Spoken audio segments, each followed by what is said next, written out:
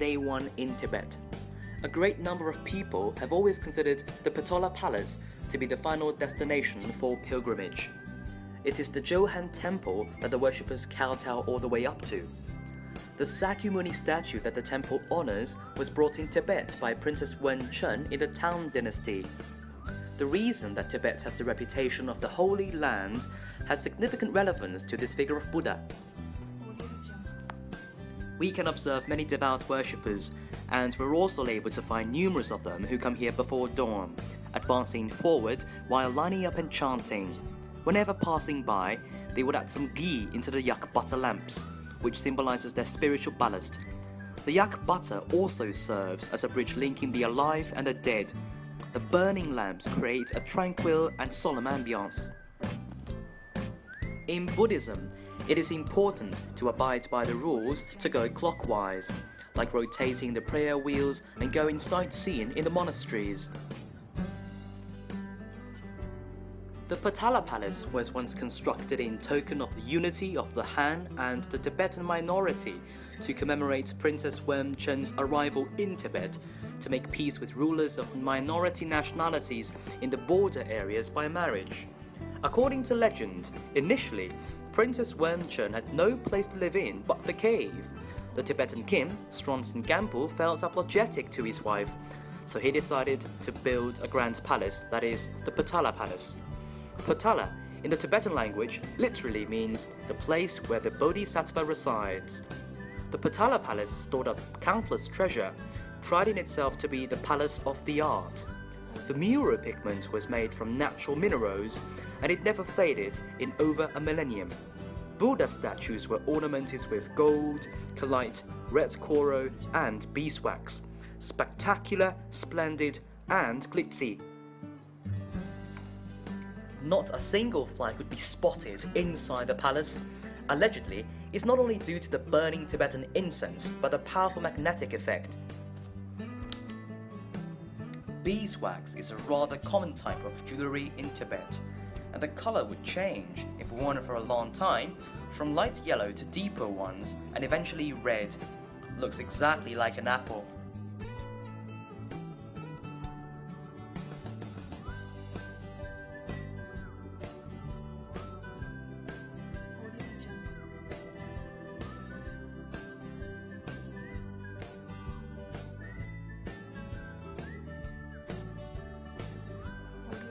Day 2 in Tibet.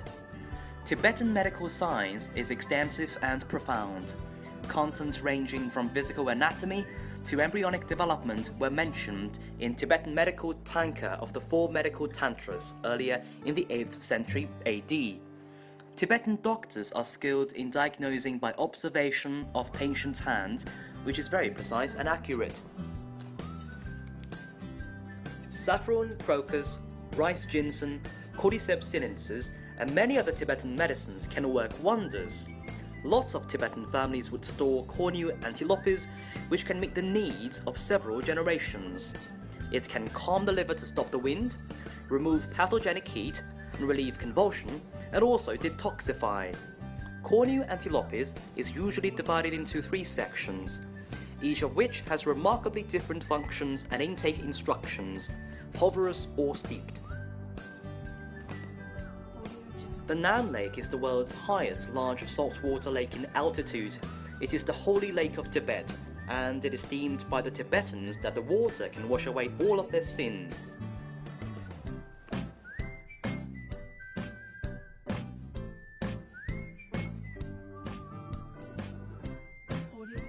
Day 3 in Tibet. The Tibetan nationality has celestial burial, water burial, earth burial, tree burial, and wild burial.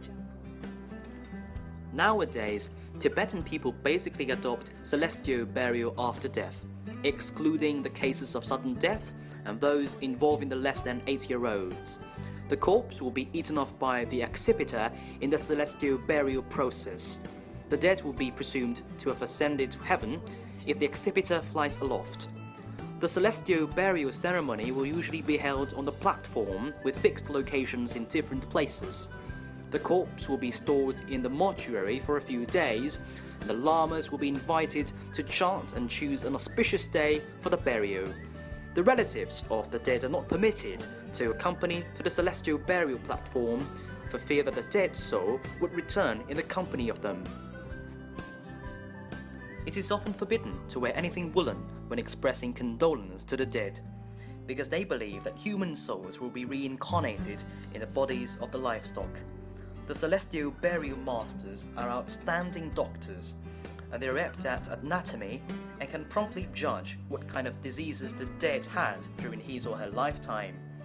A great number of surgeons often attend the celestial burials, learning from each other by exchanging views on medical science. It is very impressive to any of those who have witnessed the ceremony. It conveys a belief that every human being is created equal because people cannot take away anything after death, regardless of beauty or ugliness, prosperity or poverty. People should actively show mercy to others while alive. Thus merits and virtues can be accumulated. It is said that the celestial burial served as a buffering agent in the relief of a discordant relationship. In terms of water burial, people often draw pictures of ladders in the vicinity of the water source, implying that the soul could reach to heaven, because people are afraid that the fish could dive below the surface, carrying the soul down to the bottom of the hell after grabbing the corpse. Tibetans tend to rub the change against the pocket before giving it to you in a deal. It is not because that they bother to stain you, but that they're afraid of the loss of fortunes. At present, the Pala Manor is the most well-preserved Lord Manor in Tibet, listed among the 12 Grand Manors. It is the portrayal of the lifestyles of both the ancient Tibetan aristocracy and the serf, and the epitome of the ancient Tibet. The Tashulampa Monastery is the place where the successive Panchen Lama stayed, and it expanded several times with the help of each Lama. Every Panchen pagoda in the history had different sizes, adorned with pearls and jades in the Tao body. Yak butter lamps of different sizes are burning all the year round in each pagoda, and the remains of every Panchen was carefully stored inside. Panchen, the fourth pagoda, is the most luxurious among them all. A lot of monks are studying there. They'd like to have some discussions and debates about the Buddhist scriptures. Most of the monks who have made great achievements there are knowledgeable and eloquent. Therefore, they're often invited to other monasteries to be appointed as abbots.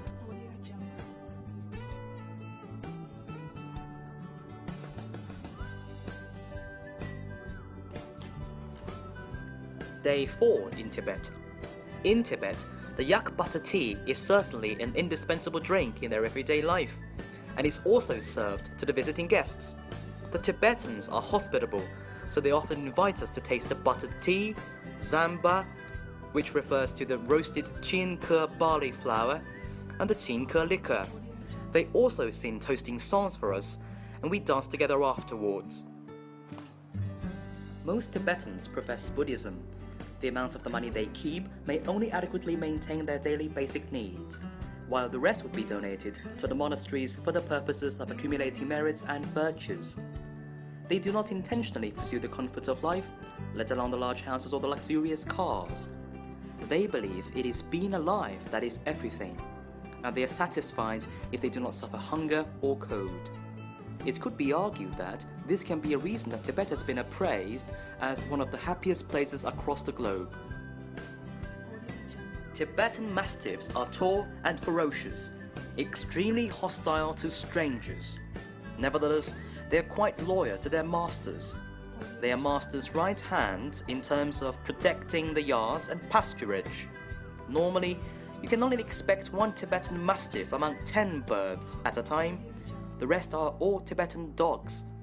Interestingly, this gigantic one will kill its siblings, rather aggressive.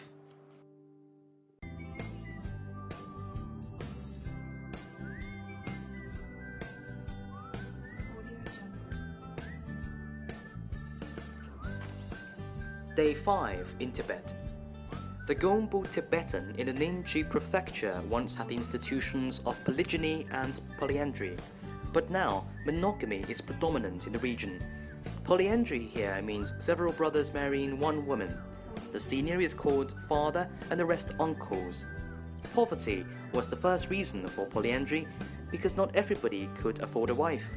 The second reason was that marrying one wife might avert separation of the family and is beneficial to the unity of brotherhood and the expansion of the whole clan. Gongbu Tibetans usually spare a room for worshipping Buddhas, with tankas on the wall and the burning yak butter lamps. The very first business on the agenda after washing and dressing each morning is the kowtow in the room. Taichau ancient city bears the reputation of its Tibetan silver. The silver objects they made were all soaked in Tibetan medicines, and many doctors came here by its fame in search of some silver needles, silver bows, and etc. Mothers always give their beloved daughters a highly purified silver waistband after their marriage. The waistbands can pull those toxins out. If successful, the silver will turn black, and it can be reused after rinse, which is conducive to the physical health.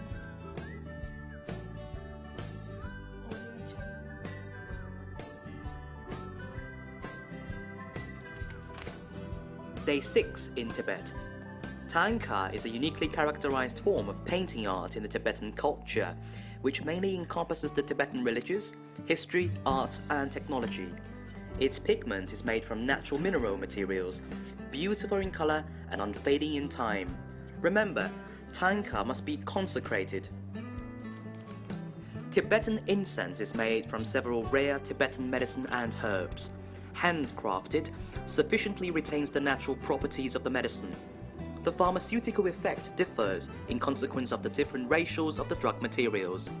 It is extremely effective in maintaining physical health and repelling pests.